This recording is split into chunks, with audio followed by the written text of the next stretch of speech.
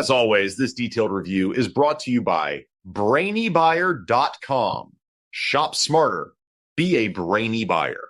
Hey, I'm looking at these two portable propane grills, the Weber Q1000 and the Char-Broil one, the one-burner portable. What do you think? Oh yeah, I see them. So, right off the bat, the Weber is definitely more expensive. Yeah, it's like $229 compared to around $126 for the Char-Broil. Is the Weber worth the extra cash? Well, let's look at what you get. The Weber has a slightly smaller cooking area, 189 square inches, while the Char-Broil gives you 240.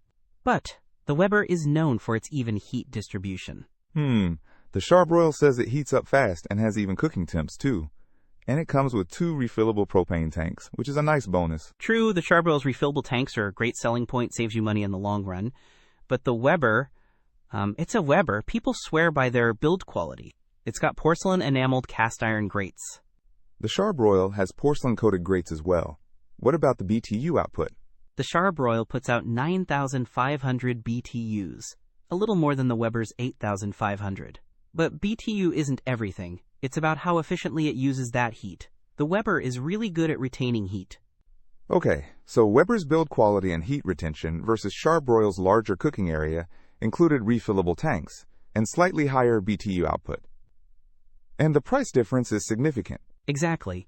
The Weber is heavier at 27.5 pounds. The Char-Broil is Napoleon, but I think that's just the weight of the tank. The grill itself is probably heavier.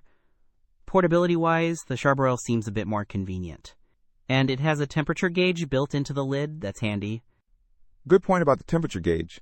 The reviews are pretty good for both, though the Weber has way more reviews overall. Yeah, the Weber has been around longer, so more people have used it.